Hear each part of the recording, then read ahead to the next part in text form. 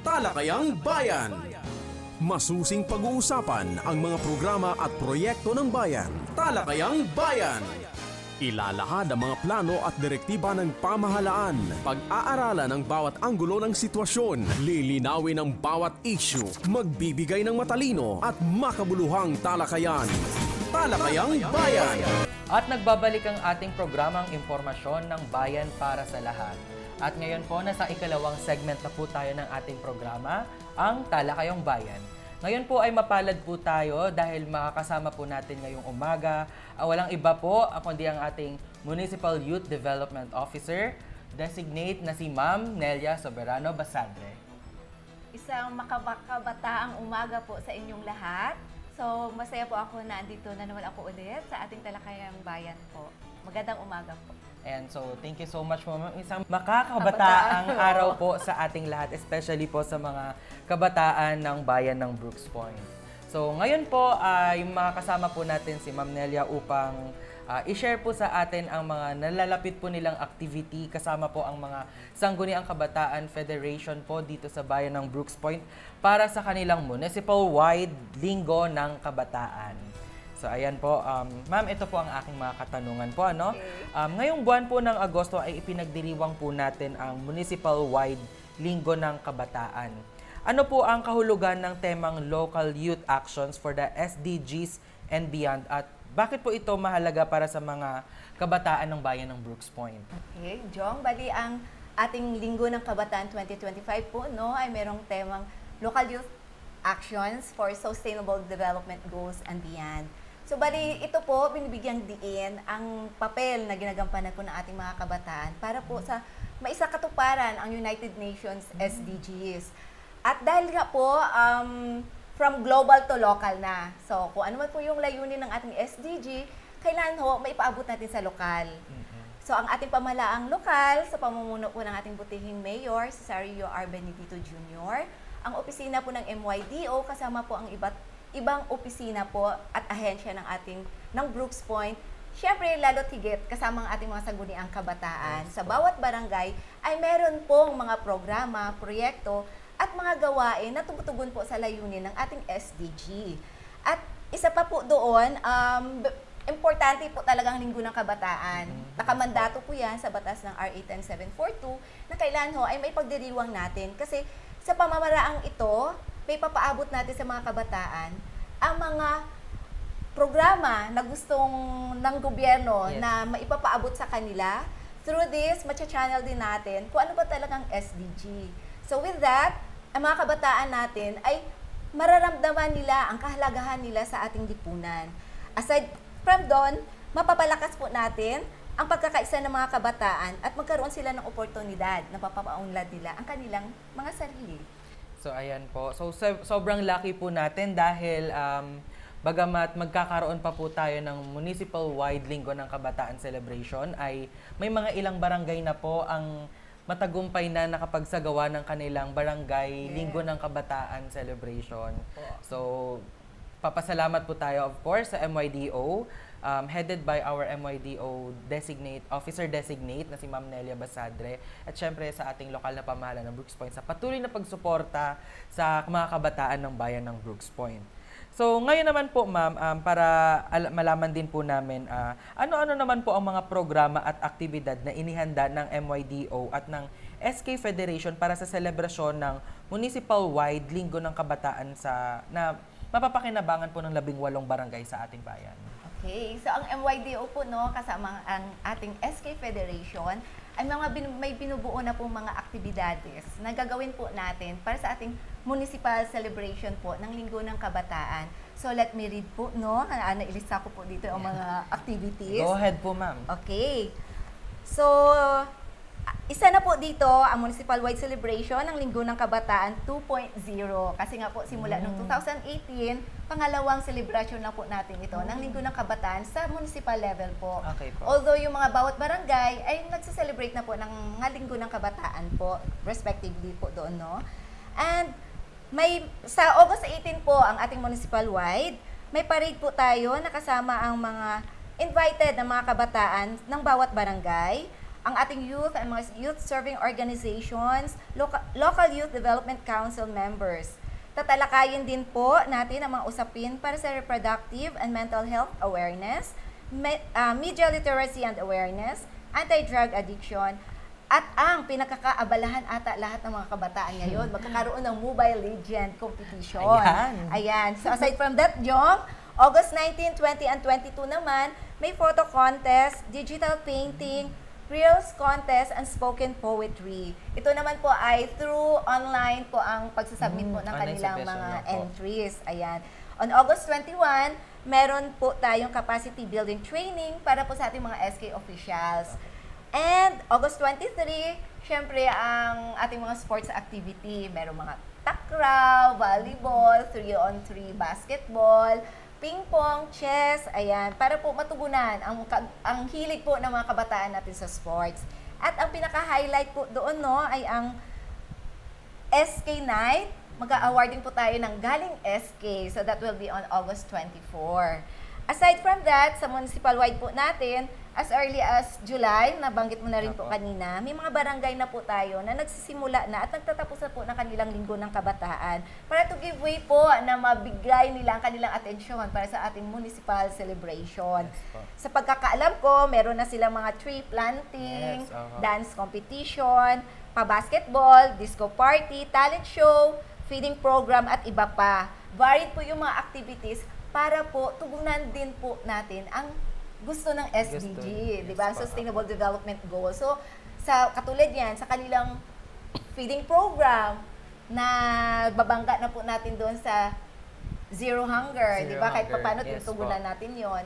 Meron din po tayo na ang kanilang mga pa-cultural night nila doon, so which is the participation po ng mga kabataan. So that is in partnership. I think parang SDG number, di lang ako sure, 13, somewhere dyan ang talagang binabangga din po ng activity na yan. So ayun. So yun po mga different activities at antabayan nyo po yung talagang kompleto at detalye po na mga activities po natin, ipopost din po natin yan through the MIO at saka sa page po ng MYDO. Ayan po, nabanggit po kanina po ni Ma'am Nelia ang mga napaplanong activities para sa municipal-wide Linggo ng Kabataan Celebration dito po sa bayan ng Brooks Point. Maaari lamang po na antabayanan po natin ang mga susunod pang mga anunsyo sa Municipal Information Office page.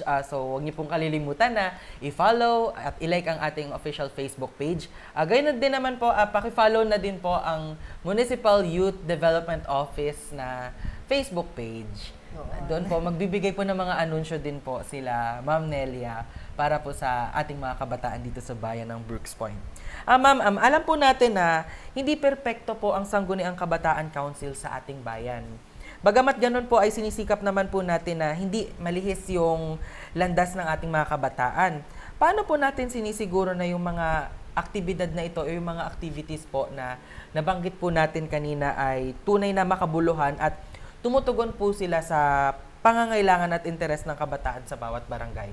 Okay, so actually, ang sector talaga ng kabataan, nakikita mo naman yan, Joe. Yes, medyo mahirap talaga sila kung talagang gusto natin silang isama sa talagang mga activities, no? Pero para po matugunan, sabi mo, para hindi malilis yung landas nila, ang ating pong mga sangguniang kabataan po ay may kinakandak po na Katipunang Kabataan Assembly. Yes, so with that, sa assembly na po yan, doon po na ipaparating ng mga kabataan ang kanilang mga pangangailangan o mga suhestyon. At dahil doon, ina-align ng ating mga sangguniang kabataan ang kanilang mga programa, proyekto, or kung ano mga activities na kailangan gawin nila sa kanilang barangay. Makikita natin yan sa kanilang mga plano na ginagawa po sa barangay. At sa municipal level naman po, meron tayong Local Youth Development Plan, wherein po yun ay nabibase din po natin sa mga datos na nakikita po natin para po talagang angkop, akma, at talagang tumutugon po sa pangangailangan po ng ating kabataan. Ayun. Okay po.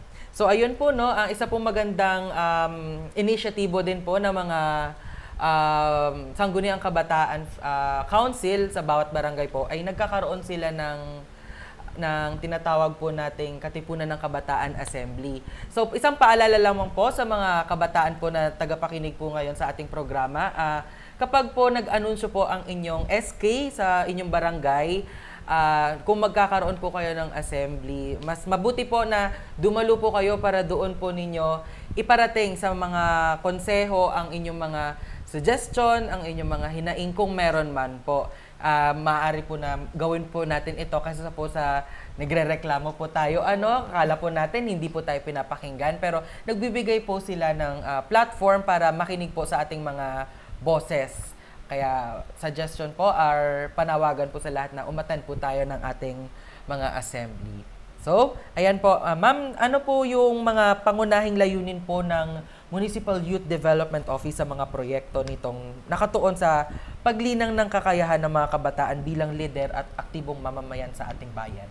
Una sa lahat, ang MYDO po ay mandato po niya based sa RA 10742 ay mag-conduct ng sangguniang kabataan mandatory at continuing training. Apo. Magbigay ng technical assistance sa ating mga SK officials, magrehistro ng mga youth or youth serving organization po sa online registration ng National Youth Commission.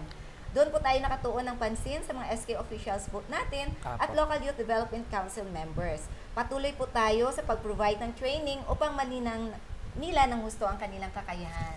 Ayun. Apo. So yun talagang pinaka-programa na ano po ni MYDO. MYDO. And aside from that, MYDO is an office na making sure that other offices po ng ating lokal na pamahalaan ay meron po talagang mga programa na para po doon sa kabataan. So ayan po, nabanggit po kanina po ni Ma'am Nelia yung about po sa YORP po. Sa lahat po ng mga organizations ng youth organizations dito po sa bayan ng Brooks Point, maaari lamang po kayo na lumapit po sa MYDO para iparegister po natin yung mga organizations po natin. Kailangan po namin kayo para po tumulong din. Para tulungan po tayo dito. Sama-sama po tayo. We're all in this together. Di ba, ma'am? Opo. So, ayan po. May iba lang po tayo po. Paano naman po sinusuportahan ng LGU ang mga programa ng MYDO at ng SK Federation upang mas mapalawak pa po yung epekto nito sa mga kabataan? Okay.